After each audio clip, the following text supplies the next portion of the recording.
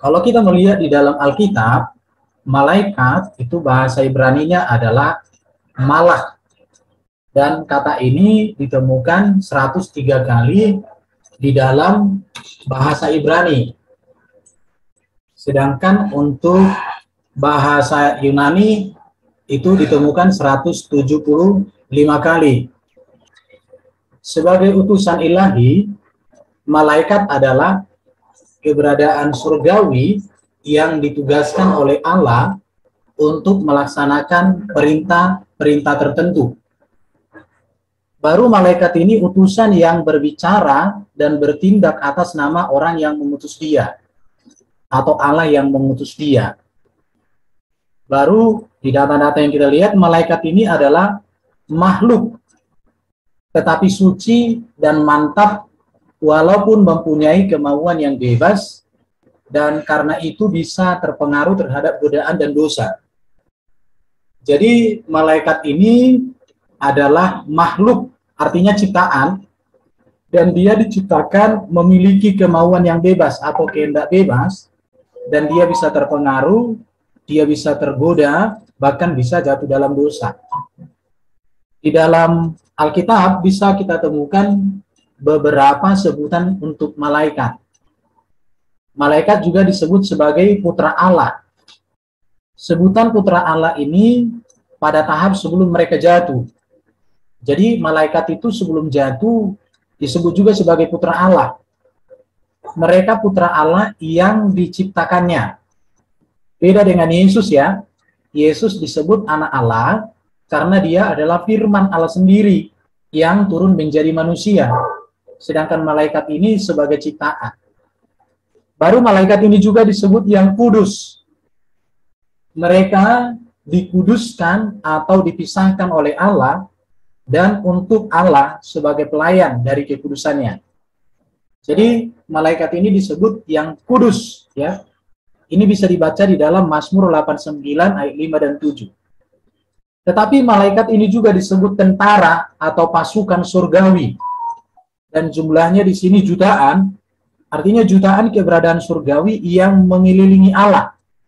Ayat Alkitabnya di sini ada dilihat.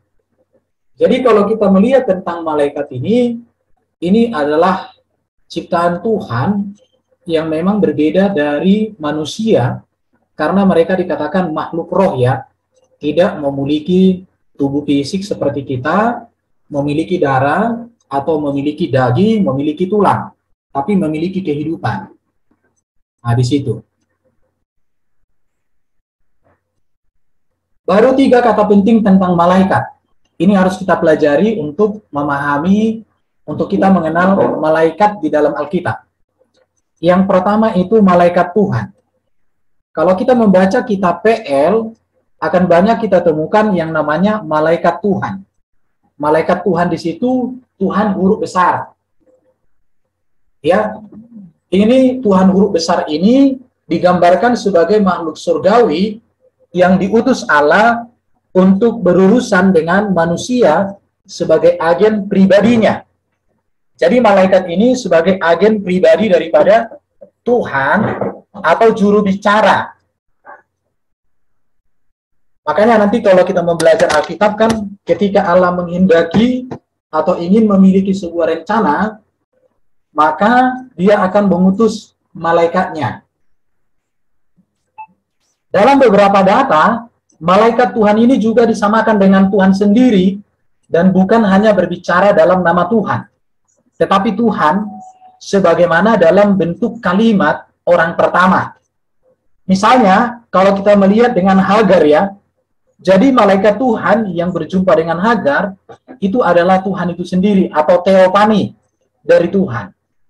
Makanya nanti kalau kita dilihat di dalam kitab PL, malaikat Tuhan ketika itu tulisan huruf besar, itu adalah Tuhan itu sendiri, dan kalau kita perdalam lagi, inilah yang disebut dengan firman itu sudah menyatakan diri dalam konteks PL.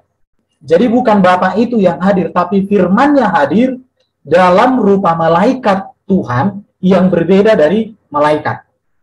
Baru kita lihat juga ini di dalam tempat Ishak hendak dikorbankan, kan ada malaikat Tuhan di situ. Pada saat Yakub juga, Bahkan nyala api yang keluar dari semak duri pada zaman Musa, itu juga adalah malaikat Tuhan, dan ini adalah penyataan diri Allah melalui firman yang hadir dalam kemuliaan, yaitu yang disebut malaikat. Demikian juga dengan Gideon. Baru nanti di dalam Alkitab juga kita akan temukan ada namanya malaikat jemaat. Itu di kitab Wahyu. Beberapa orang penafsir ini ya, beranggapan bahwa kata ini hanya mengacu kepada seorang tokoh pemimpin masing-masing gereja. Tetapi ada juga penafsir lain mengatakan bahwa kenyataan ini menyiratkan bahwa setiap gereja lokal memiliki malaikat sendiri yang mewakilinya di surga. Setidak-tidaknya melalui para malaikat, inilah semua pesan disampaikan kepada ketujuh jemaat. Kepada jemaat. Jadi, yang pertama kan malaikat Tuhan. Yang kedua, itu malaikat jemaat. Ini pemimpin jemaat. Atau diartikan ini ada malaikat yang disuruh Tuhan untuk menyertai daripada orang-orang percaya. Baru yang ketiga, malaikat. Jadi, malaikat Tuhan, malaikat jemaat, dengan malaikat, ini perlu diperhatikan ketika kita belajar Alkitab. Oke, sekarang kita masuk kepada natur dan atribut malaikat. Malaikat adalah keberadaan yang bersifat roh, tidak memiliki tubuh seperti manusia. Bahkan dikatakan malaikat itu tidak kawin, dan malaikat itu juga tidak mati. Kalau ini kita kaitkan dengan Yesus yang mengajarkan tentang keadaan surga, bagaimana hidup orang Kristen ketika masuk surga, Yesus mengatakan hidup manusia itu nanti surga seperti malaikat. Jadi dari sini sudah dapat satu kebenaran, ketika Yesus mengatakan manusia nanti ketika masuk surga, maka hidup seperti malaikat, berarti di surga itu tidak ada kawin dan tidak ada lagi kematian. Jadi kalau ada orang mengatakan bahwa di surga itu ada kawin, maka itu sudah berbeda dengan ajaran Yesus, bahkan berbeda dari kebenaran iman Kristen yang berdasar kepada kitab PL dan PB. Itu beda sekali ya. Jadi malaikat adalah keberadaan yang bersifat roh. Itu malaikat itu bersifat roh ya. Tidak memiliki tubuh seperti manusia. Baru malaikat ini adalah makhluk ciptaan yang diciptakan oleh firman-Nya. Itu ada di Mazmur 148 ayat 2-5. Bahkan Allah menciptakan malaikat ini oleh firman. Jadi oleh firmanlah Allah menciptakan malaikat, supaya kemudian malaikat ini memuliakan Allah. Sedangkan Yesus adalah firman sendiri yang menjadi manusia. Maka dari sini kita melihat bahwa Yesus itu lebih tinggi, lebih mulia daripada malaikat. Walaupun Yesus pernah merendahkan diri lebih rendah dari malaikat. Nah, jadi ini satu kebenaran iman Kristen ya. Malaikat itu tidak kawin, malaikat itu tidak mati. Dan manusia ketika masuk surga, maka hidup seperti malaikat. Tidak ada kawin di sana. Dan itu jelas dikatakan oleh Yesus. Dan juga tidak mati lagi. Jadi kalau ada ajaran mengatakan bahwa di surga itu ada kawin mawi, itu berbeda dari iman Kristen. Jadi malaikat adalah makhluk ciptaan yang diciptakan oleh firman Allah. Mazmur 148 ayat 25. Dan Allah menciptakan ini oleh firman, dan firman itu sendiri adalah Yesus. Tujuannya adalah supaya para malaikat ini memuliakan Allah, bahkan para malaikat ini memuliakan Yesus. Jadi malaikat ini memuji Allah pada waktu mereka diciptakan. Ini bisa dibaca di dalam Ayub 38 ayat 6-7. Baru kalau kita melihat di dalam Alkitab, malaikat ini diciptakan secara serentak dan tidak terhitung jumlahnya. Mengapa diciptakan secara serentak? Karena malaikat ini tidak mampu untuk beranak cucu lagi.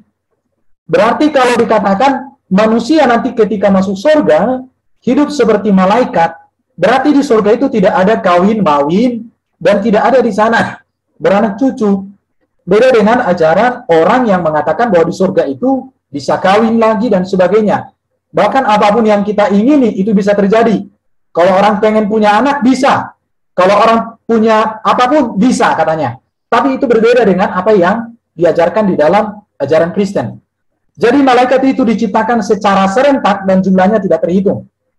Dan mereka ini tidak mampu untuk beranak cucu. Baru dikatakan jumlah mereka itu beribu-ribu, tak terhingga di situ ya. Dan malaikat ini memiliki urutan-urutan yang urutan yang lebih tinggi daripada manusia. Baru kalau kita melihat di dalam Alkitab dikatakan malaikat ini tidak tunduk pada keterbatasan manusia. Artinya malaikat ini tidak dapat mati.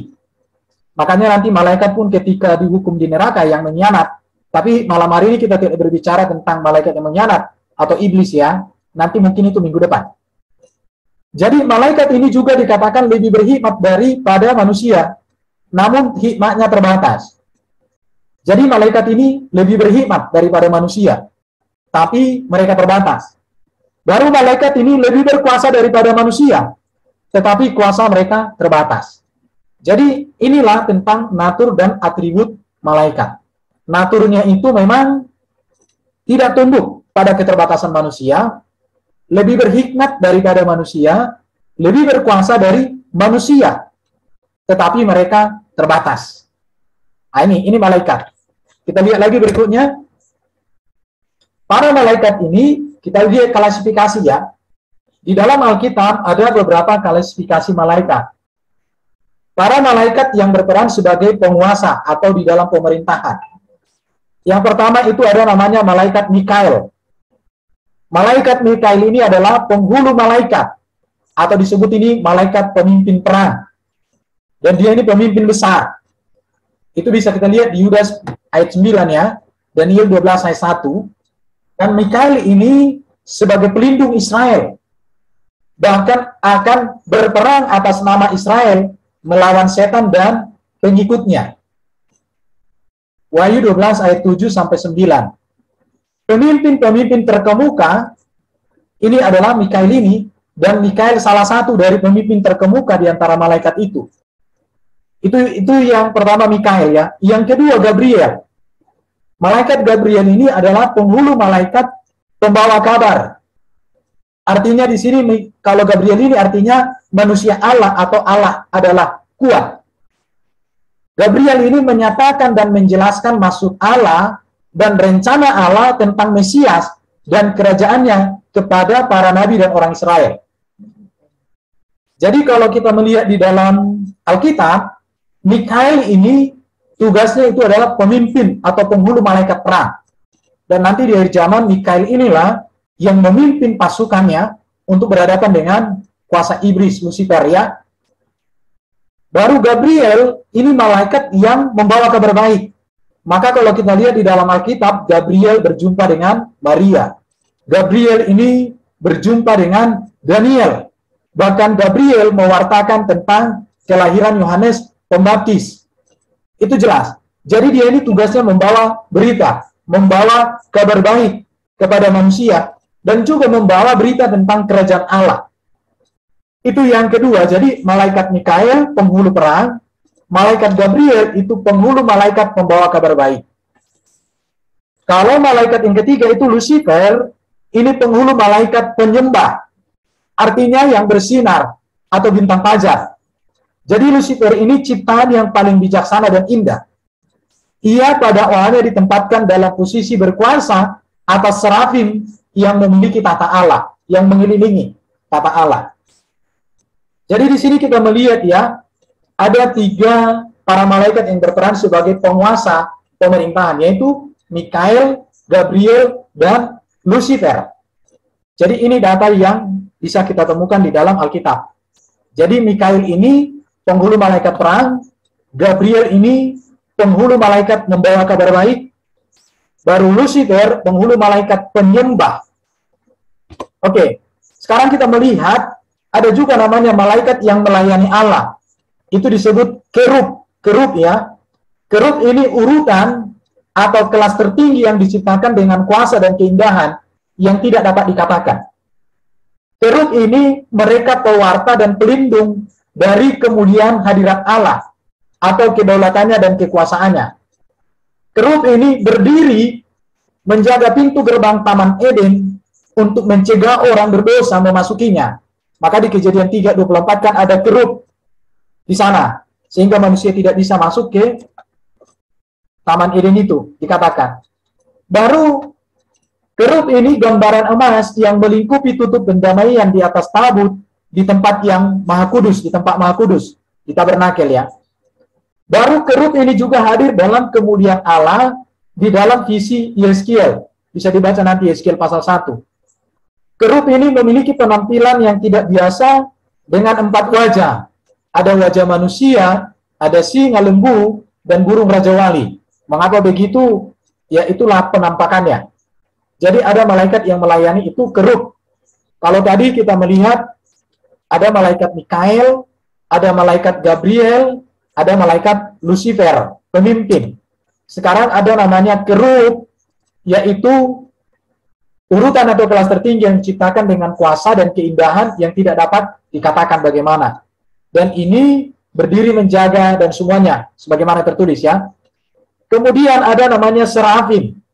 Serafim ini artinya yang dibakar.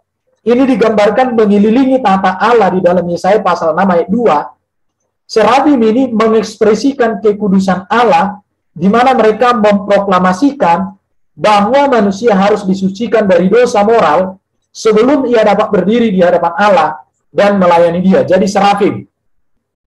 Jadi dia ini mengelilingi tahta Allah.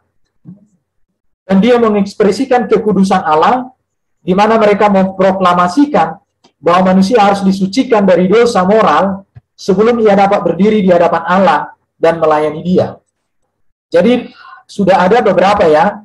Ada Mikael, ada Gabriel, ada Lucifer, dan juga ada kerub, ada serafim. Seperti apa ini? Ya, saya belum pernah jumpa, tapi apa yang ada di Alkitab, inilah yang kita baca. Nanti kita diskusi lagi. Baru pelayanan malaikat ini, yang pertama itu melayani Allah. Jadi para malaikat ini kan melayani Allah. Melakukan apa yang Allah kehendaki, melakukan apa yang Allah perintahkan. Seperti kerub ini mempunyai pelayanan kepada Allah dalam hal mempertahankan kekudusan Allah.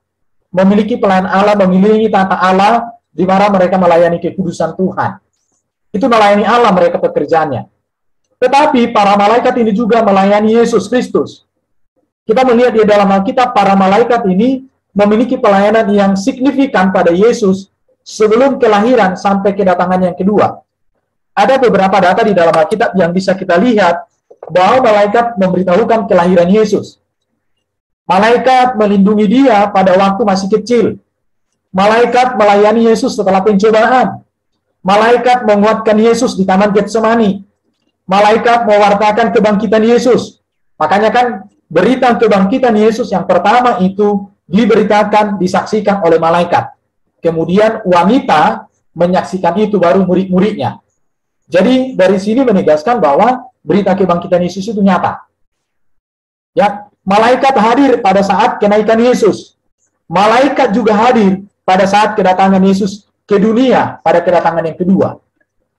Jadi tugas malaikat itu adalah melayani Allah dan melayani Kristus. Jadi kita lihat ya, dalam mulai Yesus sebelum dilahirkan, malaikat sudah menyatakannya sampai Yesus datang kali yang kedua. Di sana kita melihat bagaimana malaikat itu menyatakan kuasa Allah kepada kita atau kepada dunia di dalam pekerjaannya di dalam bersama apa nih? Di dalam kehadirannya tentang peristiwa Yesus ini. Yang berikut itu melayani orang percaya. Kalau tadi kita melihat bahwa malaikat ini memang pelayan Allah, kemudian dia menjadi pelayan Kristus, kemudian melayani orang percaya. Malaikat ini ditugaskan atau diutus dengan tanggung jawab untuk menolong orang percaya. Apa yang dilakukan oleh malaikat kepada kita? Yang pertama itu bisa proteksi hal fisik. Kalau kita melihat ketika orang dalam pelarian, ketika orang memiliki rencana yang busuk terhadap kita, malaikat itu menggagalkan rencana itu. Bahkan malaikat ini memproteksi kita dari kecelakaan. Bahkan para rasul diselamatkan bagaimana penjara yang tertutup dibuka. Jadi gini ya, pengalaman saya cerita sedikit pengalaman saya saya pernah di depan saya terjadi kecelakaan. Persis di depan saya. Jadi waktu itu ada turunan, waktu itu dari arah berlawanan, ada mobil masuk ke perusahaan, membawa barang, mobil besar tronton. Terpaksa saya harus berhenti, sampai mobil yang berlawanan arah dengan saya itu belok kanan dia, masuk ke perusahaan. Saya berhenti, dan saya waktu itu posisinya dari atas, turun. Sementara di belakang saya ada tronton, di belakang saya yang satu jalur dengan saya, putus remnya. Pas tronton yang dari lawan arah saya itu belok ke kanan, tronton yang di bawah saya itu di belakang saya, itu putus rem, dan saya naik sepeda motor di situ di depan. Akhirnya, tronton yang di belakang saya itu ambil jalur kanan, dan dia tabrakan dengan truk yang ada di depan saya, tapi berlawanan arah. Kalau saya berpikir, kalau tronton itu tidak ambil jalur kanan, maka pasti saya dengan teman saya itu tidak ada hari ini. Dipastikan tidak ada. Karena itu waktu itu tronton itu bawa muatan di turunan, saya di jalur kiri dengan tronton di jalur kiri, tapi dia ambil kanan, di depannya ada truk. Akhirnya dia tabrakan dengan truk yang dari bawah, di bawah truk itu ada beberapa sepeda motor, akhirnya tertabrak juga. Saya selamat, tidak luka apa-apa. Dan itu jaraknya paling sekitar nggak sampai 10 meter jaraknya. Karena saya lihat, mulai dari dia meluncur dari belakang saya, sampai saya lihat, oh, pak, gitu ya. Jadi saya melihat gini ya, malaikat ini dia melayani Allah, dia melayani Kristus, tetapi dia juga melayani orang percaya. Artinya dia memberikan perlindungan fisik bagi kita. Termasuk juga para rasul, seperti Petrus ya, seperti Paulus, bagaimana malaikat hadir, sehingga ketika penjara itu terkunci, itu bisa terbuka, luar biasa. Baru malaikat ini juga bisa melayani secara fisik ya, pemeliharaan. Kita lihat ketika Elia diberi makan saat lemah dalam perjalanan. Diberikan makan dia. Baru malaikat ini kepada kita memberi petunjuk. Contohnya seperti Filipus untuk bersaksi kepada orang Ethiopia, bahkan juga untuk mengatur pertemuan Cornelius dengan Petrus dalam Kisah Rasul 10. Jadi malaikat ini memberi petunjuk. Baru malaikat ini juga menolong dalam jawaban doa. Kita ingat ketika Petrus dalam penjara, malaikat hadir menyertai. Bahkan juga Daniel ya dijelaskan bahwa dia juga disertai oleh malaikat. Dikatakan ketika Daniel berada dalam pergumulan itu, bagaimana malaikat hadir di tengah-tengah kehidupannya. Bahkan kalau kita melihat lagi nanti ketika mereka dimasukkan ke perapian itu, 3 orang dimasukkan, tapi 1 seperti malaikat anak Allah, dikatakan di sana ya. Jadi kita melihat ya, malaikat ini memang sosok makhluk roh yang diciptakan Allah untuk melayani Kristus, dan juga untuk melayani kita. Jadi malaikat ini bukan membuat orang ketakutan ya. Malaikat di dalam Alkitab tidak pernah membuat orang ketakutan sehingga dia seperti apa keringat dingin, nggak ada ya.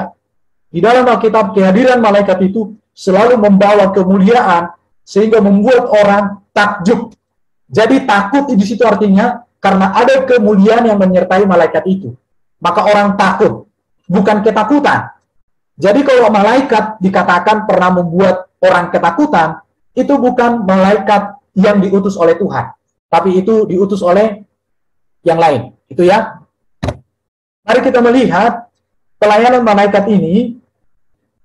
Kalau tadi di sini ya, kita lihat bagaimana pelayanan malaikat. Dia melayani Allah, dia melayani Kristus, dia melayani orang percaya.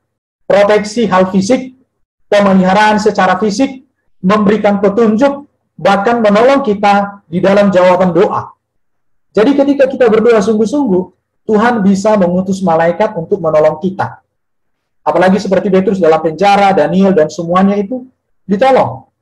Jadi dari sini kita meyakini bahwa penyertaan Tuhan, kuasa Tuhan itu nyata bagi kita. Dia hadir bagi kita, bahkan malaikatnya juga hadir bagi kita. Maka dikatakan ada malaikat yang menolong kita. Makanya kita akan berdoa, Tuhan, sertai kami dengan para malaikat-Mu. Itu ya.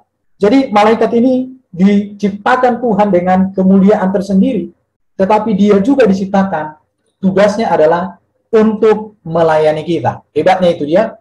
Makanya kita jangan takut. Allah menyertai kita, para malaikatnya juga menyertai kita. Tetapi sekarang, bagaimana relasi malaikat dengan orang yang tidak percaya? Kalau tadi kita melihat bagaimana malaikat melayani Allah, melayani Kristus, dan melayani orang percaya. Sekarang bagaimana relasinya dengan orang yang tidak percaya? Para malaikat telah dan akan terus terlibat dalam penerapan penghakiman atas orang yang tidak percaya. Kita melihat ya, di dalam Kejadian 19 ayat 12 sampai 13. Bahwa malaikat mewartakan kedatangan dan penghancuran Sodom karena dosa. Ya, jadi untuk orang yang benar, malaikat membawa damai sejahtera, membawa sukacita, membawa perlindungan, membawa berkat, membawa keselamatan bagi kita di dalam perjalanan hidup. Tapi bagi orang yang tidak percaya, malaikat datang membawa berita kabar penghancuran Sodom dan Gomora. Bahkan mewartakan penghancuran dari kuasa dunia bersama dengan yang menyembahnya. Ya, menghakimi orang di Yerusalem karena menyembah berhala. Itu malaikat. Di Yesaya pasal Yeskiel 9 ayat 1 sampai 11. Bahkan malaikat ini pernah memukul Herodes, ditampar Herodes Agripa I karena menghujat Tuhan, melawan Tuhan sehingga mati, ditampar. Dari malaikat ini alat penghakiman Tuhan pada akhir zaman, yaitu melemparkan orang yang tidak percaya pada perapian yang bernyala-nyala. Di dalam Matius 13 ayat 39-42. Baru malaikat ini juga meniup trompet penghakiman selama masa tribulasi atau masa penganiayaan. Baru malaikat ini juga mencurahkan cawan penghakiman atas bumi. Jadi malaikat itu untuk Tuhan, untuk Kristus, dan untuk kita yang percaya, itu luar biasa pelayanannya. Tetapi untuk orang yang percaya, sungguh luar biasa penghukuman yang dinyatakan Tuhan melalui malaikat ini. Maka sekarang, sekilas perbandingan ya, kalau kita mau coba kaitkan malaikat di dalam Alkitab dengan Jibril ya. Kalau di dalam Alkitab, malaikat ini berbicara langsung kepada para hambanya. Bahkan dia bisa hadir dalam rupa manusia, atau dalam bentuk terang yang bersinar ya. Baru malaikat ini selalu memberikan damai kepada yang berjumpa dengannya.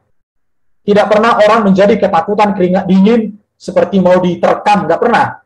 Malaikat itu selalu dengan suara yang enak, damai sejahtera bagimu, kan begitu terus. Nggak pernah dia semacam kayak mau dipegang lehernya, nggak pernah kayak gitu ya.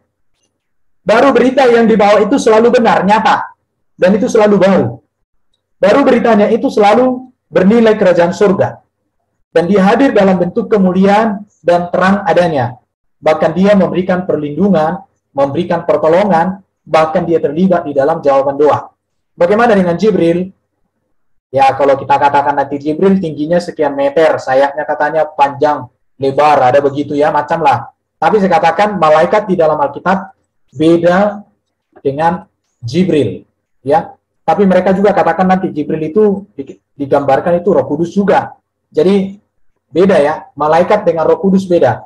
Roh Kudus itu Roh Allah sendiri. Kalau malaikat ini adalah makhluk ciptaan Allah yang wujudnya roh, tidak memiliki tubuh fisik seperti manusia, tubuh dan darah.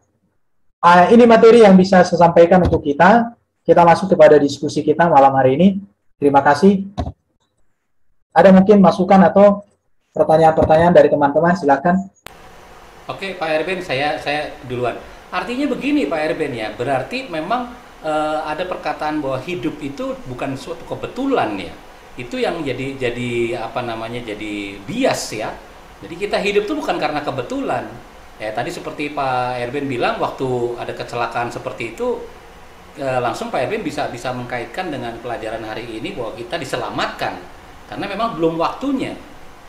Kan gitu ya Pak Erben ya, memang belum waktunya untuk kita menghadap pada Tuhan ya. Oleh karena itu bala tentara Allah yang dalam hal ini malaikat itu yang melindungi kita ini orang percaya sekalipun kita nggak sadar. Gitu ya Pak Erben? Boleh diulangi Pak? Jadi gini Pak Erwin, bahwa hidup itu bukan suatu kebetulan. Artinya kan semua orang percaya itu kan sudah memiliki apa namanya kehendak atau rencana-rencana yang Tuhan punya di dalam kehidupan masing-masing orang percaya. Kayak tadi Pak Erwin bilang, bagaimana Pak Erwin bisa mengkaitkan waktu tadi ada mobil tronton itu dia tabrakan, tapi Pak Erwin enggak. Cuma Pak Erwin kan langsung langsung apa spontan bahwa itulah penjagaan dari malaikat Tuhan. Kan gitu ya Pak Erwin. Soalnya saya juga mengalami hal yang sama seperti itu.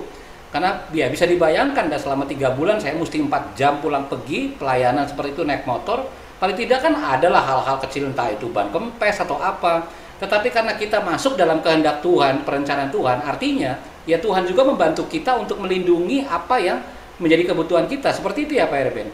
Iya Pak, betul, betul. Jadi iya kan? Ya, kalau kita lihat memang Tuhan, jadi gini, berbicara tentang malaikat ini kan, malaikat ini diciptakan pada dasarnya kan untuk melayani Allah. Betul.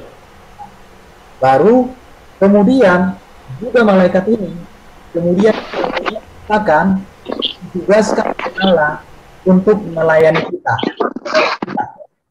Agak berisik Pak Wong lah, boleh di-mute Pak.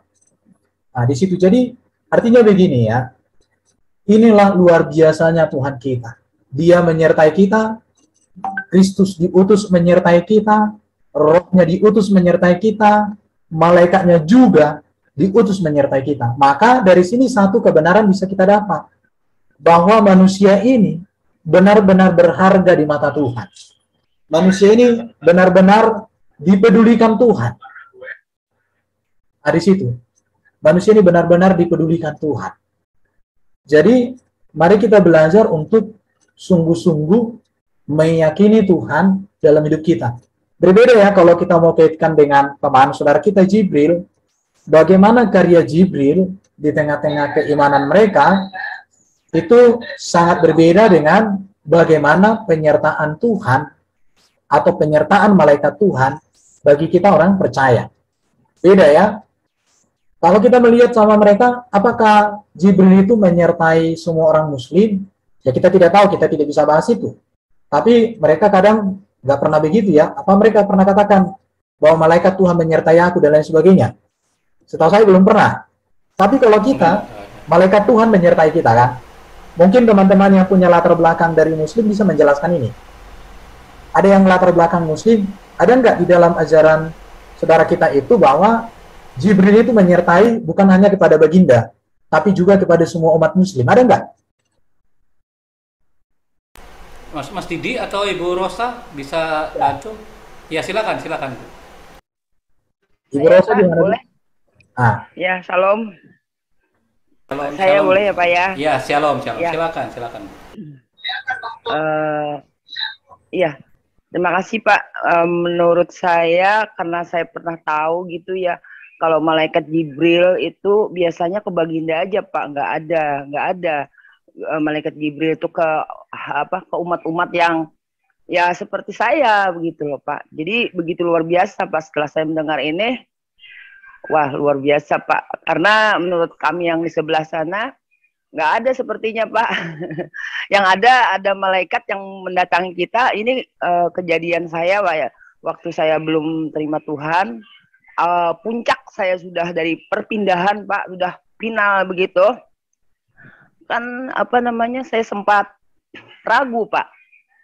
Saya kan belajar ya Pak ya, belajar gitu ya, nonton YouTube gitu ya. Jadi saya ragu Pak, jadi ragu bingung gitu loh. Ya sekedar menonton aja kan, tapi ada juga kala itu saya tersentuh, tapi kayak masih ada kuasa-kuasa yang kayak membuat saya ragu gitu loh Pak. Setelah itu pada malam itu Pak, saya sebenarnya waktu udah beberapa tahun yang lalu memang sering ada Pak yang mengganggu saya itu, yang mengatakan bahwa dirinya itu malaikat Israel Pak. Kalau menurut iman kami ya, Israel itu kan pencabut nyawa Pak. Nah, dia itu sudah sering menyatakan ke diri saya Pak, mau mencabut nyawa saya Pak. Saya dia menakutkan sekali, saya takut sekali. Tapi beberapa kali mungkin sudah nggak terhitung, mungkin udah kalau beberapa tahun tuh sudah nggak terhitung Pak. Dia datang mau cabut nyawa, tapi saya lolos gitu loh Pak. Saya lolos, tapi terakhir kali Pak, dan pada saat saya sudah terima Tuhan Yesus nggak lagi datang Pak. Itu terakhir kalinya itu dia datang, dia menyatakan ingin mencabut nyawa saya, dan ini saya ditikam Pak. Ditikam itu dalam artian saya melihat Pak, tapi saya melihat itu bukan saya mimpi Pak. Saya di kayak di atmosfer lain begitu ya Pak ya. Saya itu masa kecil, dia itu besar sekali Pak. Dia pakai jubah hitam, seperti apa Pak? Yang seperti Halloween gitu Pak, pakai kuncung begitu. Dan saya melihat, tapi saya takut sekali. Dia besar sekali Pak. Pokoknya serba menakutkan lah, intinya begitu. Akhirnya dia bilang, saatnya kamu tiba. Sering begitu Pak, saatnya kamu kamu sudah habis, berakhir kamu hari ini. Nah dia itu udah ini Pak, udah seperti umpamanya kalau kita bayangkan tuh, kalau kita ditekan mulut kita pakai bantal, ditindih itu Pak dengan makhluk yang besar sekali, itulah saya Pak. Saya berusaha berontak. Nah akhirnya begini, yang luar biasanya buat saya ragu kan, benar nggak kalau Tuhan orang Kristen itu katanya mau nolong gitu. Karena saya udah pakai, ya menurut iman lama saya kan, saya pakai mantra Pak. Ya inilah mantra saya kan, nggak bisa Pak, nggak bisa. Saya baca apa yang saya bisa, nggak bisa. Terakhir saya udah kewalahan, saya panggil, kalau Tuhan Yesus mau nolong saya yang Muslim ini, mau nggak nolong, gitu aja Pak. Katanya baik ya. Akhirnya benar-benar Pak, itu terjadi. Ya itulah kalau saya kesaksian memang rohani, orang lain nggak bisa melihat, tapi saya melihat Pak. Jadi menurut Bapak, mungkin Bapak bisa simpulkan apa yang terjadi begitu Pak. Terima kasih Pak, Tuhan berkati. Jadi pengalaman Ibu ini bisa dikaitkan dengan pelayanan okultisme, Bu. Jadi pernah kita juga menangani orang yang terlibat okultisme, kuasa kegelapan. Ketika dia memutuskan untuk percaya sungguh kepada Yesus dan memutuskan hubungan dengan okultisme itu, maka kuasa kegelapan itu mengambil tindakan. Tindakannya apa? Dia ingin merebut kembali. Karena kan kuasa kegelapan itu kan dia tidak mau juga manusia selamat. Betul Pak. Iya. Ingin menggunakan kekuasaan yang dia punya itu, bagaimana supaya manusia itu tertarik lagi kepadanya. Dan waktu itu dalam satu peristiwa yang terjadi itu, dia menyatakan diri itu dalam bentuk yang aneh-aneh.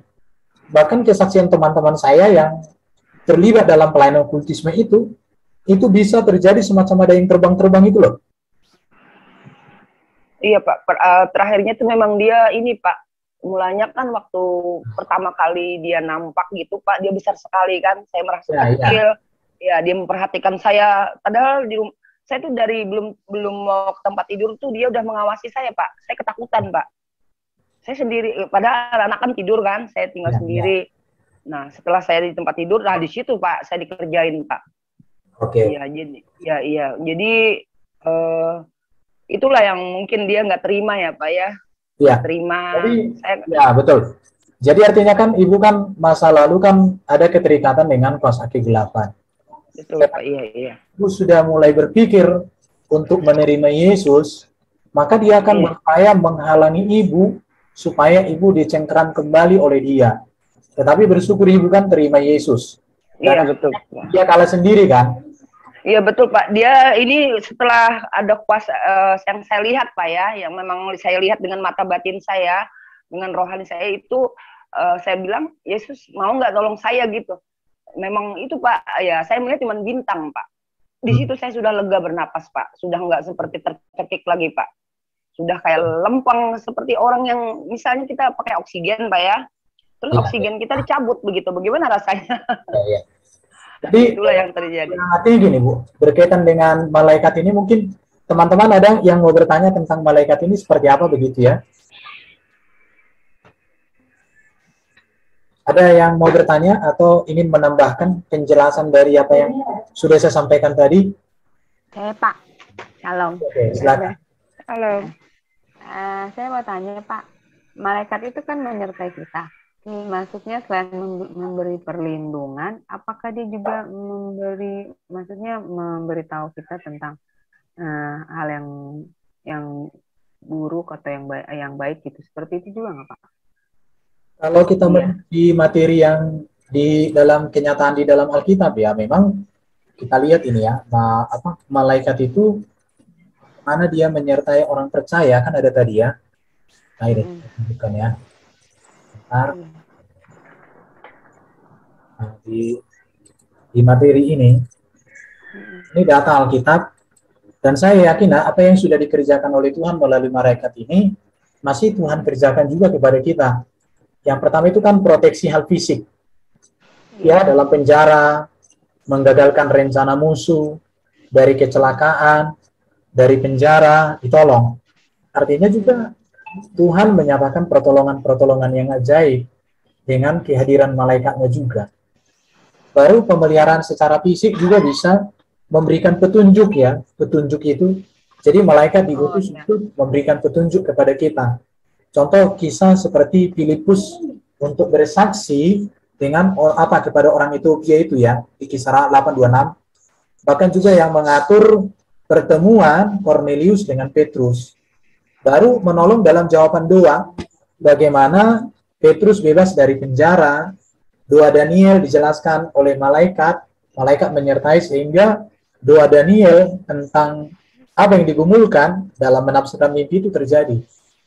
Jadi saya yakin bahwa apa yang dikerjakan malaikat kepada orang percaya di dalam catatan Alkitab masih tetap bisa Allah nyatakan melalui kehadiran para malaikatnya untuk menyertai kita. Makanya tadi saya bilang kan Allah menyertai kita melalui kehadiran malaikatnya. Bahkan juga rohnya ditaruh di dalam diri kita. Ini luar biasanya. Artinya gini ya Pak, berarti dia juga memberitahu kita misalnya kita melakukan hal yang salah gitu ya Pak. Seperti itu juga ya. Kalau malaikat sebenarnya kalau tentang mengajar kita tentang kesalahan itu lebih kepada Roh Kudus ya. Roh Kudus kan peran Roh Kudus kan mengingatkan kita akan dosa, menuntun kita kepada kebenaran. Tetapi apa yang dilakukan Roh Kudus ini gini kan, karena Roh Allah itu karya. Jadi gini, malaikat ini kan pesuruhnya Tuhan, utusannya Tuhan juga disuruh. Jadi apa yang menjadi kehendak Allah, apa yang menjadi kehendak Roh Kudus, bisa juga dikerjakan Allah melalui malaikat yang diberikan kepada kita. Situ. Iya Pak. Ngerti jadi saya ngerti antara Roh Kudus dengan malaikat Pak berarti. Iya. Jadi saya berpikir ya, kalau Roh Kudus kan memang dia yang mengajarkan kita, memberitahu yang benar, yang salah gitu. Tapi saya jadi berpikir apakah malaikat juga seperti itu gitu. Tapi ternyata kan beda. Maksudnya dia di sini kan dibilangkan dia memberikan petunjuk gitu, menolong dalam jawaban doa.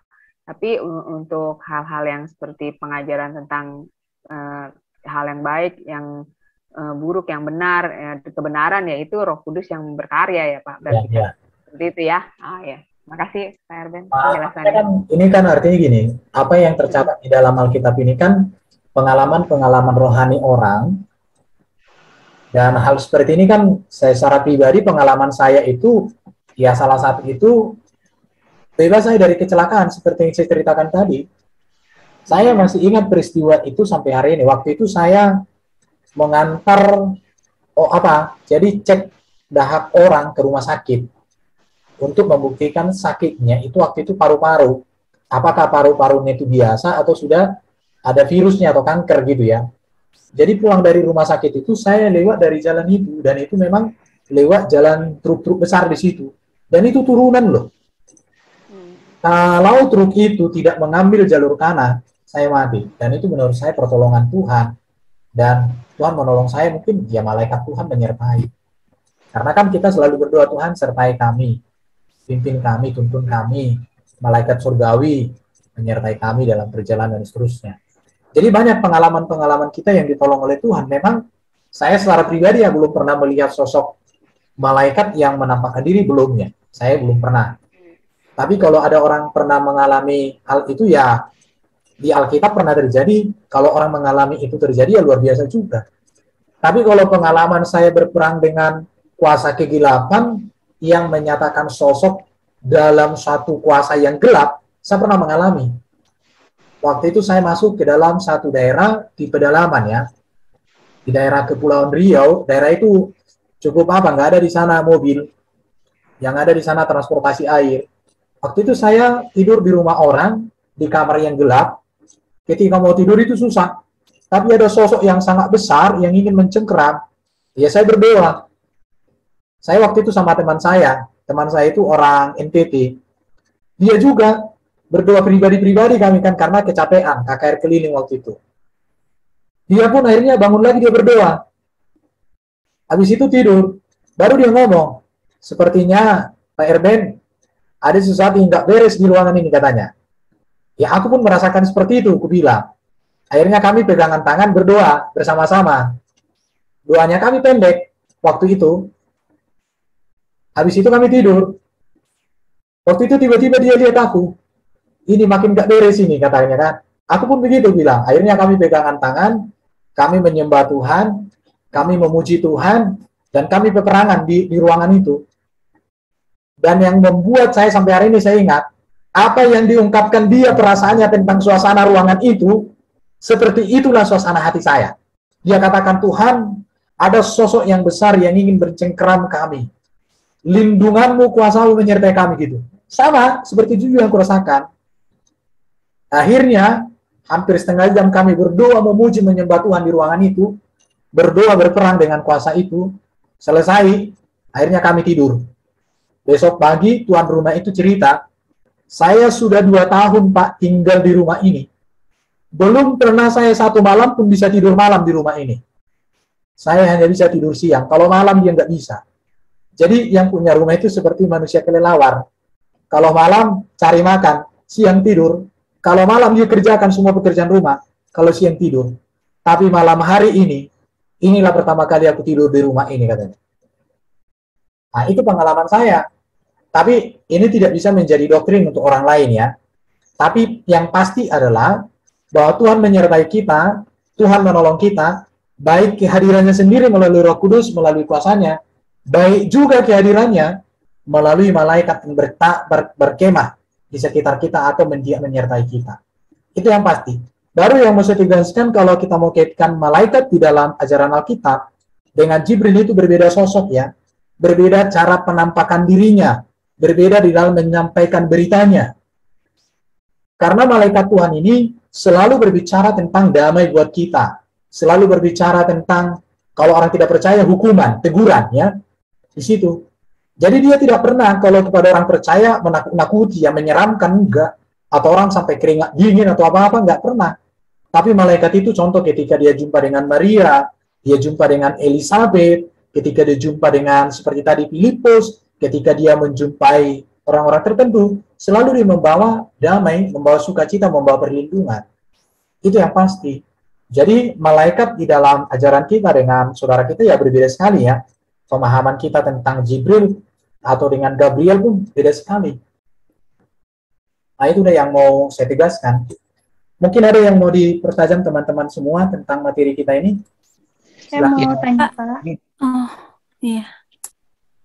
Ayo silakan. Siapa? Ibu belajar dulu boleh, silakan Ibu belajar. Silakan. Saya mau tanya yang pertama. Itu tadi kan yang di awal dibilang malaikat urutannya lebih tinggi dari manusia. Berarti manusia itu bukan ciptaan yang lebih sempurna dari malaikat, Pak. Dan pertanyaan saya yang kedua, malaikat itu berhikmat melebihi manusia tapi ada batasnya. Malaikat berkuasa lebih daripada manusia tapi ada batasnya. Jika semua itu malaikat ada batasnya, tetapi si Lucifer melebihi batasan itu. Malaikat ini. Itu saja. Oke, kalau untuk Lucifer, itu kan ada tadi 3 ya. Ini memang ini yang datang Alkitab tentang 3 tadi ya, klasifikasi malaikat. Kalau untuk Lucifer, ini kan kemudian memberontak ya. Ini nanti akan kita bahas di pertemuan berikut ya, tentang apa iblis lah, kira-kira gitu. Sebenarnya nggak ada gunanya juga kita bahas iblis ini, cuman supaya kita tahu aja. Kita belajar tentang siapa iblis ini supaya kita bisa mengalahkannya, itu ya tujuannya. Jadi kalau Lucifer itu kan penghulu malaikat. pemimpin penyembahan dikatakan ya. Sedangkan Gabriel itu penghulu malaikat pembawa kabar baik atau pemberita kebenaran gitu ya. Kalau Mikail ini penghulu malaikat untuk berperang. Nah, di situ. Mengapa dikatakan malaikat ini lebih tinggi dari manusia dalam apa? Memiliki urutan lebih tinggi daripada manusia. Urutannya, kenapa? Satu, malaikat lebih dahulu diciptakan daripada manusia. Itu aja.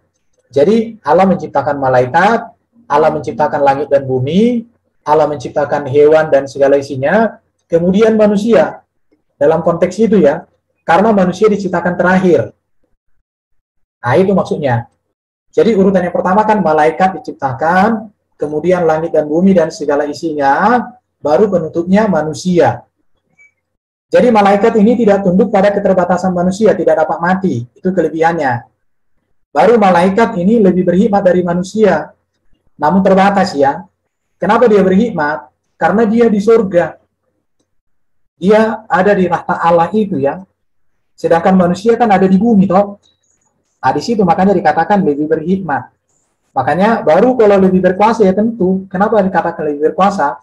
Karena malaikat itu diberikan Allah kuasa untuk melakukan hal-hal yang ajaib seperti tadi ya, melindungi orang dari kecelakaan dan lain sebagainya. Manusia kita tidak bisa melakukan hal-hal begitu ya. Tetapi walaupun dia memiliki kuasa itu terbatas. Kalau ini kita kaitkan, Lucifer juga diberikan kuasa. Ketika dia memberontak dan dia diusir, maka kemudian dia kan disebut iblis itu kan, setan. Kuasa itu tidak dicabut. Makanya iblis itu bisa menipu karena kuasa itu belum dicabut. Tetapi kemudian nanti baru kuasa itu tidak ada lagi ketika dia sudah dibinasakan oleh Yesus pada kedatangan yang kedua. Tapi mungkin di sesi berikut kita bisa berbicara tentang iblis atau Lucifer yang memberontak ini. Jadi karena kan kalau langsung kita bahas malam hari terlalu banyak menurut saya. Tapi mungkin pertemuan minggu depan kita coba berbicara tentang siapa itu iblis. Gitu ya. Cuman ya kita hanya untuk tahu dan bagaimana cara kerja dia sehingga kita tidak tertipu, itu tujuannya. Mungkin mau diperdalam pertanyaannya ini? Mau dikembangkan ada lagi? Pak, maaf Pak. Berarti tadi kata Ibu Tirma bilang manusia itu kan disebut sebagai ciptaan Tuhan yang paling sempurna. Jadi artinya bagaimana ini Pak? Karena kan kalau dilihat dari penciptaan malaikat itu lebih berhikmat, lebih berkuasa gitu. Jadi penciptaan lebih sempurnanya itu maksudnya adalah arti bagaimana Pak Erben? Ya, maksudnya begitu. Makanya kalau dikatakan memang dia lebih berhikmat itu kan karena memang dia diberikan kuasa seperti itu ya. Tetapi memang manusia tetap memiliki keutamaan. Kenapa? Karena malaikat juga diutus Tuhan untuk melayani kita. Oh. Itu. Jadi walaupun dia punya kelebihan, manusia juga punya kelebihan. Iya. Oke, makasih Pak. Itu ada pertanyaan Pak dari Ibu Eri Pak. Oke, silakan Bu. Yang di chat di chat ya sama Mas Didi. Pak Erben, saya mau tanya peristiwa di Kejadian 3 ketika manusia terdalam dosa akibat dari tipu muslihat ular.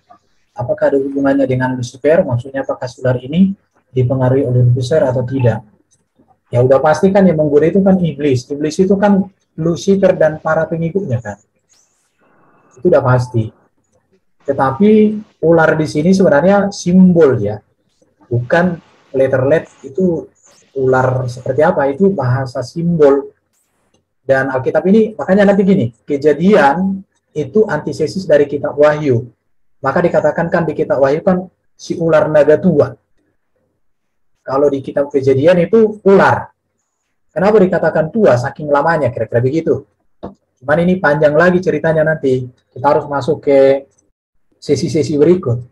Jadi udah pasti yang namanya dosa itu sudah berkaitan dengan Lucifer. Karena dia yang pertama kali melakukan dosa. Dia memberontak, ingin bersama dengan Tuhan. Itu yang harus dipahami ya. Bagaimana Ibu Eri? Ada mau dipertajam dari topiknya ini? Ya Pak Erben. Karena saya kan baca di Kejadian 3 ayat 1 ini, ular itu termasuk hewan atau binatang yang diciptakan Tuhan dan binatang yang paling cerdik di antara apa di situ tadi ya Pak, di antara binatang darat yang dijadikan oleh Tuhan. Jadi apakah ular itu memang semata-mata binatang yang ditempatkan di mana di Firdaus ya Pak, di Taman Eden yang waktu itu. Ya, Taman Eden itu memang ya Taman Eden aja ya, cuman suasananya kayak Firdaus. Tapi apakah Taman Eden itu surga? Ada yang mengatakan itu surga, tapi ada yang mengatakan tidak. Ya, yang mana mau kita pilih? Kalau saya katakan Taman Eden itu ya di bumi, cuma bumi itu suasananya pada waktu itu adalah seperti surga. Kenapa? Karena belum ada dosa. Itu udah pasti. Di bumi ini, makanya nanti dikatakan di kitab Wahyu kan Yerusalem baru turun dari surga. Jadi bumi yang lama ini digantikan dengan langit yang baru dan bumi yang baru. Nah itu yang harus dipastikan. Jadi peristiwa di Kejadian pasal 3 sudah pasti yang namanya dosa membawa manusia jauh dari Tuhan, itu pekerjaan Lucifer. Karena pekerjaan dia ini kan menentang terus. Makanya dikatakan iblis itu kan penentang. Iblis itu kan pembangkang, pemberontak. Jadi itu namanya iblis. Iblis itu penentang, pemberontak. Ya bolos atau apa namanya itu ya. Lucifer itu kan nama malaikatnya. Ketika dia malaikat namanya Lucifer. Nama ini sebenarnya nama yang bagus. Tapi ketika dia memberontak, yaitu minggu depan lah kita bahas tentang bagaimana Lucifer ini ya. Oke, minggu depan ya kita perdalam tentang Lucifer supaya sedikit kita tahu. Boleh Bu ya? Ya, Pak. Baru pertanyaan Dedeki ya, Pak itu posisinya turun naik ya Pak di surga di bumi. Katanya bisa seperti sosok manusia, berapi, bermata seperti permata bersayap. Oh ini di kitab Wahyu lagi ya, seperti tadi memang ya itu penjelasannya ini kenapa bisa seperti itu. Kalau di kitab Wahyu itu Bro Dedeki itu kan bahasa simbol ya. Jadi simbol-simbol itu semua saya secara pribadi ya tidak bisa menerjemahkannya secara detail. Makanya dikatakan butuh hikmat khusus dari Tuhan untuk memahami kitab Wahyu ini. Karena itu sesuatu yang misteri. Yang pasti begini ya, kalau kita sudah memiliki Yesus dalam diri kita, bagaimana sebenarnya peristiwa nanti itu, kita akan saksikan aja. Itu aja. Yang pasti penderitaan bukan bagian kita. Karena kita diselamatkan ya. Itu aja Pak Dediki. Karena pertanyaan ini cukup tajam sekali ya. Karena semua bahasa-bahasa simbol, saya katakan terbatas memahami bahasa-bahasa simbol ini. Saya harus jujur ya. Harus jujur. Karena semua bahasa-bahasa simbol ini sukar untuk dipecahkan di situ. Oke Bro. Atau ada lagi mungkin yang lain mau menambahkan atau mempertajam materi kita malam hari ini, silahkan. Pak Erben, yang mengenai batasan tadi, apakah batasan-batasan yang dimiliki malaikat itu hanya malaikat yang tidak utama? Yang utama tadi kan Mikael, Gabriel, dan Lucifer. Nah, jika ada batasan kan seharusnya Lucifer tidak punya kuasa untuk melawan batasan itu. Tapi terjadi juga. Jadi terkesan sepertinya tidak ada batasan sebenarnya malaikat ini. Buktinya dia ada batasannya. Contoh, Lucifer, dia ingin seperti Allah, tetapi tidak bisa kan. Akhirnya dia diusir. Itu namanya ada batasan. Ya, artinya Lucifer itu, atau para malaikat itu, walaupun diberikan mereka kuasa, tapi kuasa mereka itu tidak pernah bisa mengimbangi atau menentang kuasa Allah. Itu maksudnya batasannya. Jadi kuasa yang dimiliki malaikat itu tidak sama dengan kuasa Allah. Itu yang dimaksud dengan terbatas tadi itu ya. Bisa diterima Bu penjelasan saya? Ya, sudah. Terima kasih Bapak. Nah, jadi para malaikat itu terbatas, maksudnya itu ya di situ tadi ya, bahwa dia tidak pernah melampaui kuasa Tuhan. Tidak pernah. Itu makanya dikatakan terbatas. Baru ada pertanyaan berikut ya. Kalau Roh Kudus ada pada Allah, kalau kita roh penolong, lalu kenapa kita selalu bilang dalam diri kita ada Roh Kudus? Nah, ini yang harus kita pahami ya. Roh Allah itu kan maha hadir, maha kuasa. Dan roh Allah ini bisa mendiami 1000 orang pada waktu yang sama. Jadi bukan berarti roh Allah itu banyak. Contoh, di dalam diri Ibu Aling ada Roh Kudus, di dalam Ibu Rosa ada Roh Kudus, di dalam Ibu Lea, di dalam Wong La, di dalam Belajar, Wulan. Semua kita ini ada Roh Kudus. Bukan berarti roh Allah itu banyak. Tetapi roh Allah itu maha kuasa, maha hadir. Tidak dibatasi oleh ruang dan waktu. Itu makanya ketika kita berbicara tentang Allah, maka kita berbicara tentang kemahaan. Dan kemahaan Allah ini kan tidak dibatasi oleh logika kita. Dan tidak bisa kita jelaskan dengan logika kita. Tapi bisa kita imani, karena itu sesuatu peristiwa yang terjadi dan pasti terjadi. Jadi yang mau saya tegaskan kepada kita semua, bahwa roh Allah itu Esa, karena Allah Esa. Tetapi roh Allah itu maha kuasa, karena Allah maha kuasa. Maka dia mendiami semua tempat, semua orang, pada waktu yang bersamaan, pada detik yang bersamaan. Itu yang disebut dengan tidak dibatasi oleh ruang dan waktu, dan itu yang disebut dengan maha kuasa. Beda dengan seperti malaikat. Malaikat itu tidak memiliki sifat maha. Maha itu hanya ada pada Allah. Maha hadir itu hanya ada pada Allah. Tapi pada malaikat tidak ada yang namanya maha. Di situ ya. Mungkin bisa teman-teman memahami bedanya maha dengan kuasa ya. Maha kuasa dengan berkuasa beda. Pak Jokowi itu berkuasa, tapi bukan maha kuasa. Nah itu, seperti itu contohnya. Ada lagi mungkin mau mempertajam diskusi kita? Ingin menambahilah? Boleh? Pak Ben, Pak, dikit Pak, mau tanya Pak, ini bisa kejadian, bukan bisa Pak, ini kejadian saya masih 2 tahun yang lalu kurang lebih ya. Ya belum, awal-awal saya menerima Kristus Pak, di rumah saya itu kan ada 2 orang terima Kristus Pak ya waktu itu, anak saya dan saya. Terus kami kan gabung sama mereka-mereka lah, suatu keluarga besar gitu Pak.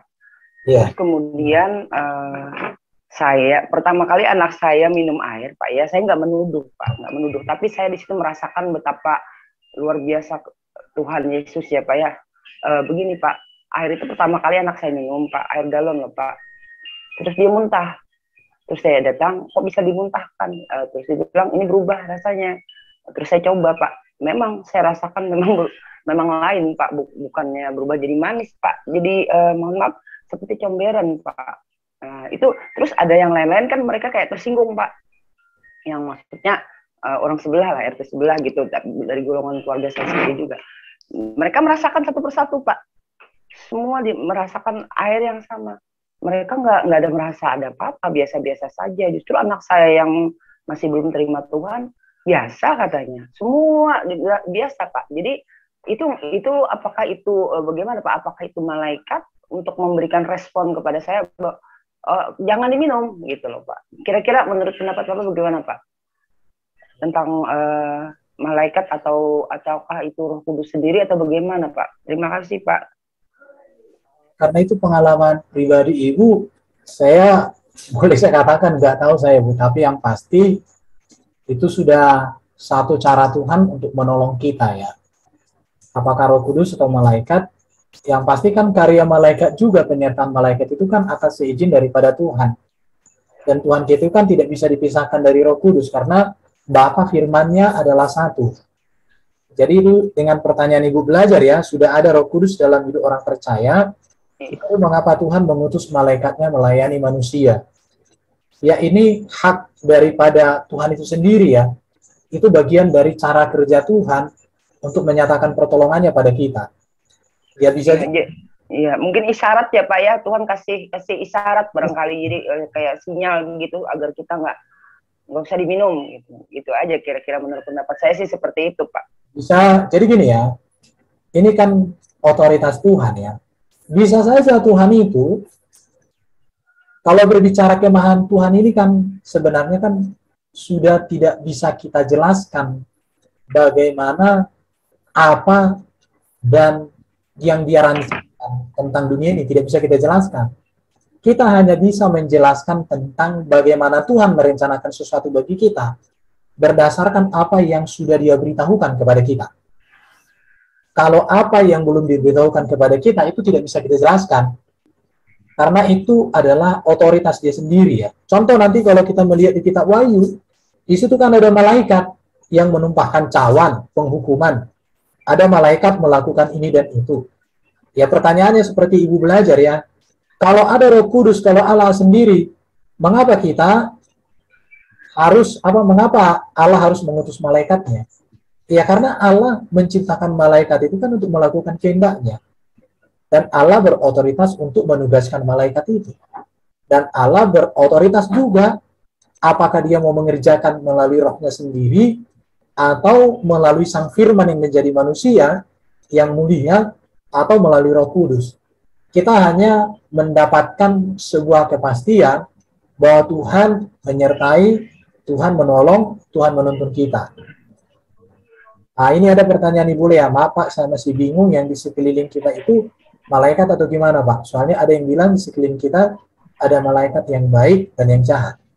Ya malaikat Tuhan menyertai orang percaya. Tapi iblis juga selalu ingin menyesatkan orang percaya. Maka di dalam dunia ini kan arena pertempuran ini. Iya, maka dikatakan iblis itu mengaum seperti singa, mencari orang yang dapat ditelannya. Tetapi di sisi lain juga, Tuhan memberikan perlindungan juga kepada kita. Maka sekarang ini yang harus kita pastikan adalah bagaimana kita terus berada dalam hadirat Tuhan. Bagaimana kita terus bergantung pada Tuhan. Bagaimana kita terus menikmati kebaikan Tuhan. Hanya itu. Karena iblis itu digambarkan seperti singa yang mengaum mencari orang yang dapat ditelan. Makanya saya katakan dunia ini arena pertempuran buat kita. Kita mau bertempur bersama Tuhan atau kita mau bertempur melawan Tuhan. Kan itu aja. Nggak ada pilihan loh. Nggak ada pilihan, hanya yang dua itu. Bertempur kita bersama dengan Tuhan menghadapi kuasa kegelapan, atau kita bertempur melawan Tuhan karena kita di pihak kuasa kegelapan. Hanya dua itu. Nggak ada yang lain. Oke? Ada lagi kira-kira? Atau mungkin jangan sampai ada yang bingung. Kalau bingung aku pun nanti jadi nggak enak. Gimana? Mantap Pak, sip Pak, mantap Pak. Jadi udah jelas Pak. Jadi malaikat Tuhan, jadi gini kan? Karena malaikat Tuhan, malaikat yang benar, itu dengan iblis itu kan punya latar belakang yang sama ya, sama-sama malaikat. Cuma satu, dia sudah menjadi pemberontak. Melawan Tuhan dan melawan kehendak Tuhan dan para malaikat Tuhan dilawan. Itu makanya iblis itu kan tadinya kan malaikat. Minggu depan lah kita bahas supaya tuntas tentang mengapa ada iblis. Ya, jadi bukan iblisnya langsung diciptakan Tuhan ya, tapi malaikat yang memberontak. Berbeda dengan saudara kita Muslim, katanya iblis diciptakan dari api atau apa itu, ya kan? Kalau malaikat diciptakan dari cahaya, entah bagaimana. Cuma pertanyaannya, mana lebih dahulu diciptakan, cahaya atau iblis? Kalau cahaya apa kan pertanyaan? Cahaya matahari kah? Kalau cahaya matahari, lebih dahulunya malaikat ada daripada cahaya matahari. Nah, itu pertanyaan-pertanyaan aja. Mungkin ada teman-teman yang mau menambahkan lah, atau ingin bertanya lagi. Oh iya. Saya mau bertanya. Pak, berarti pada kedatangan Tuhan yang kedua kali, ketika orang-orang percaya diangkat dan menerima tubuh kemuliaan itulah mereka menjadi malaikat ya Pak. Ketika mereka menerima tubuh kemuliaan itu ya Pak. Bukan kita jadi malaikat, Bu. Ketika nanti Yesus datang kembali, kita dimuliakan itu, kita bukan jadi malaikat. Kita tetap manusia yang dimuliakan, yang hidup seperti malaikat. Jadi bukan jadi malaikat ya. Iya. Oh iya benar. Oh, berarti bukan kita dirubah jadi malaikat. Bukan ya, tadi pengertian saya berarti salah Pak. Iya. Jadi dimuliakan. Kita manusia yang dimuliakan, yang hidup seperti malaikat. Tidak ada kawin, mawin. Tidak ada pesta di sana. Pesta itu loh. Iya Pak. Nah, tidak ada kawin mawin. Nggak punya beranak lagi di sana. Ya hidup seperti malaikat. Bukan jadi malaikat ya. Oh iya, oke. Makasih Pak Erben penjelasannya. Cuma pastinya nanti seperti apa ya, ini semua data Alkitab yang kita bahas ya. Realnya nanti itu bagaimana? Kita lihatlah Yesus datang dan pasti. Itu aja yang bisa pastikan. Masih ada yang... Kalau mau diangkat bobot badannya dikurangi biar malaikat ikut. Nggak keberatan. Pak, itu Mas Didik nanya, Pak. Masih ada di chat.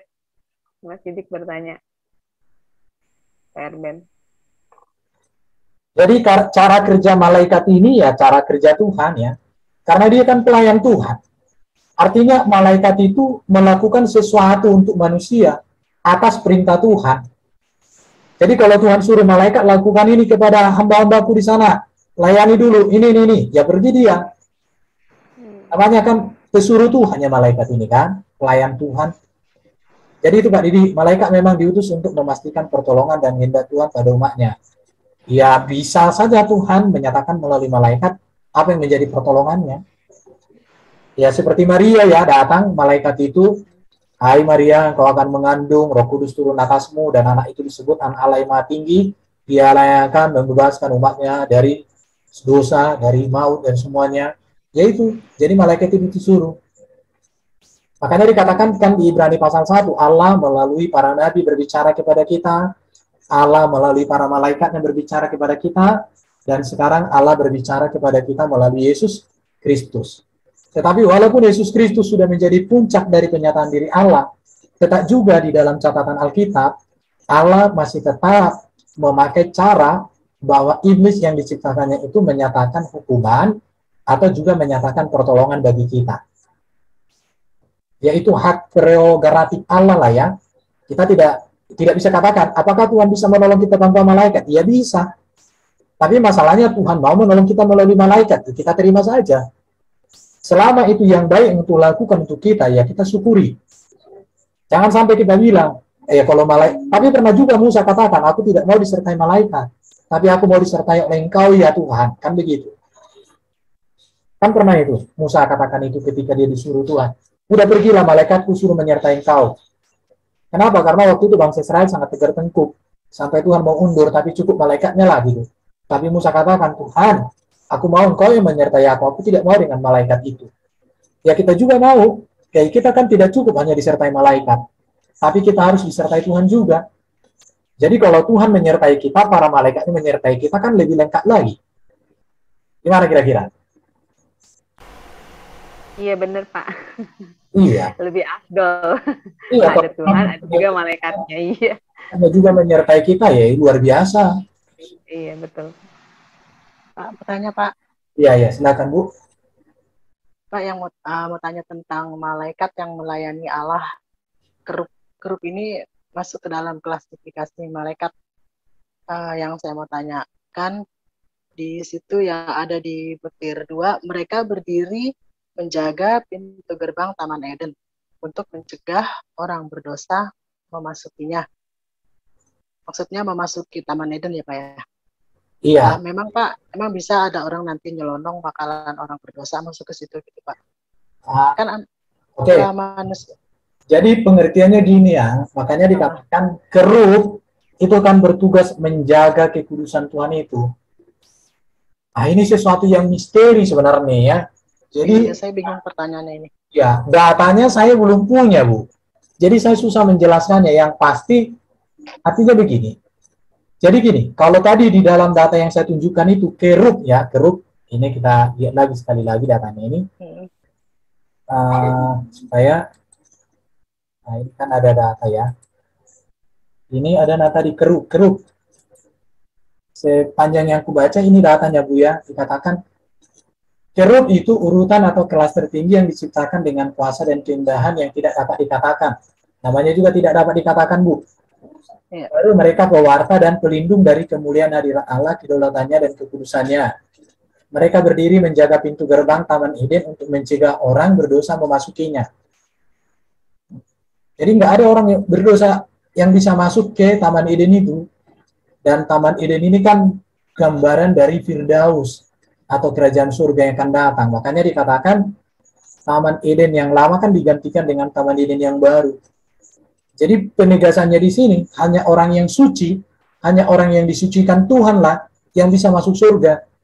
Kerub tidak mengizinkan orang masuk surga kalau orang itu belum ditebus, belum diampuni, belum diselesaikan dosanya. Karena ada kerub yang menjaga. Jadi nggak boleh sembarangan, itu ya.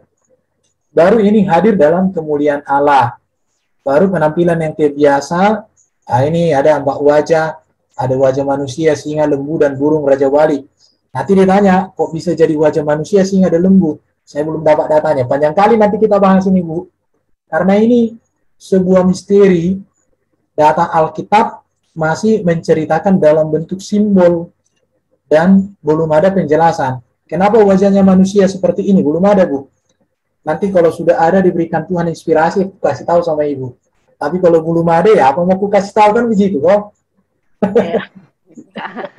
Biasanya atas menjelaskan karena ini misteri Tuhan kita ini. Tapi kalau ada yang punya ilmu yang sangat tinggi menjelaskan ini, ya harus kita jumpa sama Yesus lah dengan perjumpaan supernatural. Yesus, ini semua penuh misteri. Apa ini Tuhan Yesus? Tolonglah aku. Ya kalau dikasih tahu, puji Tuhan. Tapi kalau nggak dikasih tahu juga, nggak usah maksa-maksa lah. Pokoknya seperti itu aja Pak ya. Ceruk itu bentuknya, wajahnya ada 4. Iya, aku belum bisa menjelaskan itu karena belum Tuhan berikan. Hai Ben, ini artinya kalau ngomong Tuhan itu begitu, saya juga takut-takut deh. Nanti kalau bilang aku nabi palsu pula, kan repot.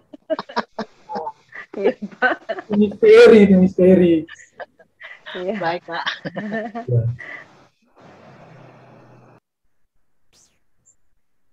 Apalagi ini Yeskiel 28 ini apa nih maksudnya?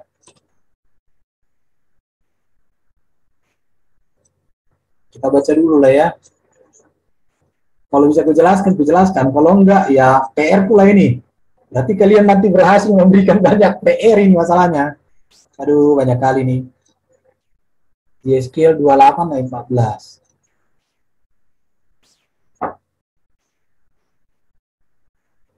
Kuberikan tempatmu dekat kerub yang berjaga di gunung kudus Allah engkau berada, dan berjalan di tengah-tengah batu yang bercahaya-cahaya. Ini Yeskiel 28 itu nyanyian ratapan mengenai Raja Tirus. Nah, ini perlu penjelasan lagi ya. Ini nanti kapan-kapan lah kita bahas lebih panjang lagi nih ya. Mungkin harus saya baca lagi, saya pelajari lagi lah semua supaya makin mantap. Ini tentang Raja Tirus ini. Ibu Lea, nanti di pertemuan berikut barangkali kita bisa bahas ini. Oke, ada lagi? Bagaimana teman-teman? Jangan sampai bingung ya. Halo? Iya, Pak. Udah mengerti saya. Cukup. Jadi intinya ya, kalau malaikat itu siapa? Yang pasti itu diciptakan Tuhan sebelum langit dan bumi dan sebelum manusia, dan mereka diberikan Tuhan kemuliaan, berikan hikmat, berikan kuasa, tetapi terbatas. Dan malaikat ini juga kemudian dijadikan Tuhan sebagai pelayannya, pesuruhnya untuk menyertai, mendampingi, menolong kita dalam menjalani hidup kita. Dan itulah hebatnya Tuhan itu kasihnya kepada kita. Bahwa malaikat yang dinyatakan mulia itu pun tetap dipakai untuk melayani kita di dunia ini. Artinya betapa Tuhan itu luar biasa mengasihi dan mencintai kita. Jadi sekarang tugas kita adalah bersyukur dan kita boleh sungguh-sungguh hidup bergantung, berserah pada Tuhan. Itu saja yang perlu untuk kita pegang, itu saja yang perlu untuk kita yakini dalam hidup ini. Jadi malaikat diberikan Tuhan untuk menyertai kita dalam segala keadaan. Ya puji Tuhan, dimanapun kita berada, ada malaikat yang menyertai kita, bahkan Allah sendiri juga menyertai kita. Luar biasa ya. Iya, amin. Puji Tuhan, Pak. Ya. Yang pasti malaikat yang kita imani di dalam Alkitab bukan Jibril. Karena sifat Jibril dengan malaikat kita itu sangat berbeda. Ya, sangat berbeda. Itu yang harus kita pastikan. Ada Ibu Eliana Rosa ini kayaknya resen mau bertanya lagi Bu, atau mau menyampaikan sesuatu?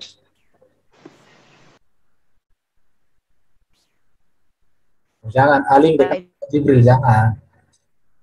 Jibril. Disertai double gitu ya, malaikat sama Roh Kudus itu sendiri ya Pak ya? Iya. Ibaratnya, wow, keren Pak. Kalau kita disertai presiden, ya ikut panglimanya dan menteri-menterinya menyertai kita kan lebih enak lagi daripada hanya presiden. Wow. Kira-kira begitu. Ihoy Pak, ihoy sekali Pak, luar biasa Pak. Itu aja. Iya Pak, luar biasa kita Pak ya, umat-umat percaya ya Pak ya. Anak Tuhan kita Makasih, Ibu. Iya Pak, wow. Gitu Tuhan Betul, Pak. mengasih. Ya. Iya. Ini begini Pak, mungkin sekedar ya, mungkin nggak ini juga. Saya sering memang diserang-serang hal-hal begitu Pak, yang maksudnya kuasa-kuasa kegelapan lah bahasanya gitu ya. Tapi kita nggak boleh menuduh, tapi kita malah justru bersyukur, berarti kita ada punya pelindung Pak ya, double gitu. Jadi apa intinya ya, di kejadian di rumah saya itu kan Pak ya, saya bilang tidak boleh menuduh. Kita bersyukur bahwa ada Roh Kudus yang melindungi kita dan malaikat yang kata Bapak Erben tadi. Contoh begini Pak, sayur ya Pak ya, saya masak, saya bagi dua ya Pak ya.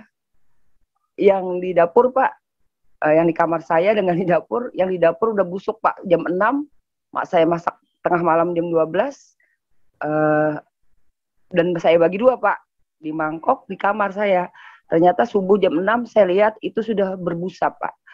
Dan puji Tuhan, di mangkok yang dipisah kecil itu sampai jam 12 siang tanpa dipanas-panasin masih oke Pak. Disitulah saya percaya Tuhan, kamu baik Tuhan Yesus. Berarti yang nggak mungkin kan Pak, kalau di dalam kamar saya ada yang nyentuh Pak.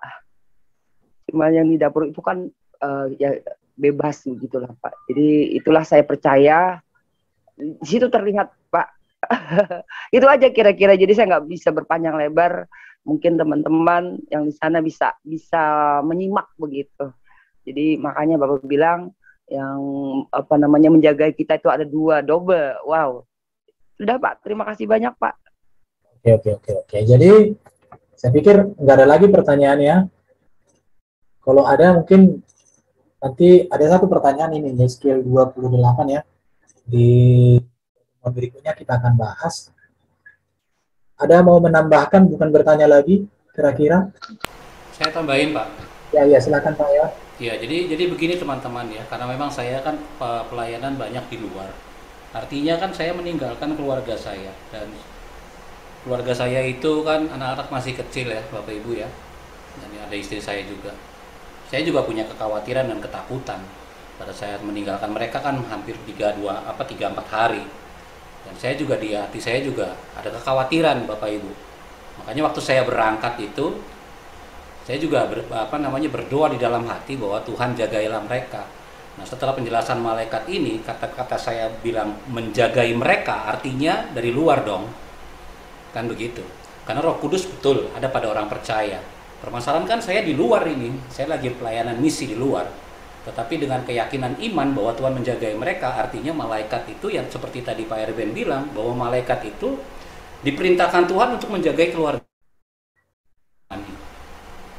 Jadi tergantung dari iman saya itu.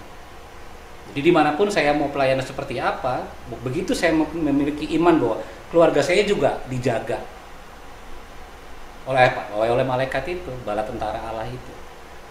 Karena ketakutan jelas ada di saya juga, saya ketakutan ada. Bagaimana kalau anak saya tiba-tiba nyebrang, masih SD, anak kecil namanya mau seliwer kayak bagaimana kan terserah mereka. Tapi itu tadi, semakin kita belajar Alkitab, semakin dengan adanya Pak Erben memberikan materi-materi yang semakin tajam, jadi fungsi dan tugasnya seperti apa. Akhirnya saya, jadi apa yang saya katakan itu artinya bahwa Tuhan mendengar. Dan bagaimana realisasinya? Berarti ada malaikat yang menjaga keluarga saya di rumah. Kan gitu. Ditambah lagi dengan saya mengimaninya. Wah, udah double-double tuh. Itulah kenapa yang di dalam kita itu penting sekali. Roh Kudus yang di dalam kita itu. Apakah anak saya yang masih SD itu ada Roh Kudusnya? Saya imani, ya. Saya bapaknya, saya jelas mengimani itu. Tapi bagaimana dengan tingkah laku mereka yang mungkin yang nggak karuan lah, istilahnya liar lah seperti itu. Ya kalau kita berbicara iman, perlindungan, otomatis Tuhan yang lebih tahu. Makanya saya bilang 1 kali 24 jam saya nggak bisa pantau anak saya, tapi Tuhan mampu. dan Tuhan bisa. Makanya dia kirimkan itu penjaga-penjaganya untuk anak saya, dan saya mengimani itu. Itu aja sih tambahan dari saya, Bapak Ibu. Silakan Pak Irben. Oke, itu mungkin sangat, jadi indahnya menjadi orang Kristen ini ya, itu ya. Jadi artinya proteksi dari Tuhan itu kepada kita lengkap, sempurna. Kita inilah yang seringkali menjauh dari Tuhan, kurang mengandalkan Tuhan. Kadang kita bergantung pada ego kita, tapi melalui pembelajaran kita malam hari ini, mari kita untuk semakin menyadari betapa Tuhan baik, betapa Tuhan luar biasa, betapa Tuhan berkuasa, betapa kita berharga, betapa kita berarti di mata Tuhan. Maka kita harus memberikan hidup kita seutuhnya kepada Tuhan. Itu yang bisa saya sampaikan. Jadi mari sungguh-sungguh, mari kita semakin setia, mari kita semakin berbakti pada Tuhan. Itu saja. Bisa ditutup dalam doa ya. Oke, kita berdoa ya. Tuhan, kami sungguh bersyukur boleh belajar tentang kebenaran-Mu. Kami melihat betapa Engkau mulia, punya rancangan yang sempurna, punya tujuan yang mulia untuk kami. Ajar kami untuk menemukan isi hati Tuhan, rencana Tuhan, maksud Tuhan. Dan biarlah kami boleh berjalan terus dalam kehendak-Mu. Kami melihat kebaikan-Mu. Engkau menyertai, Roh Engkau berikan, firman menjadi manusia Engkau nyatakan, bahkan para malaikat-Mu juga Engkau berikan menyertai kami. Sungguh luar biasa Tuhan baik dalam hidup kami. Hari ini dan seterusnya ajar kami semakin setia untuk menemukan isi hati-Mu, melakukan isi hati-Mu, dan boleh hidup seturut kehendak-Mu. Berkati semua kami yang ada di room ini, bahkan juga yang menonton di live, Tuhan berkati mereka. Supaya apa yang kami bicarakan, kami diskusikan, kami sharingkan malam ini, menentukan, menguatkan, dan memantapkan hati kami untuk sungguh percaya hanya kepada-Mu. Kami tidak takut lagi dengan kuasa kegelapan, kami tidak takut lagi dengan siasat iblis, kami tidak takut lagi dengan orang-orang yang mau melakukan kejahatan. Karena proteksi penyertaan Tuhan sempurna cukup buat kami. Terima kasih, kami bersyukur, terpujilah Bapa, kami berdoa di dalam nama Yesus Kristus. Amin.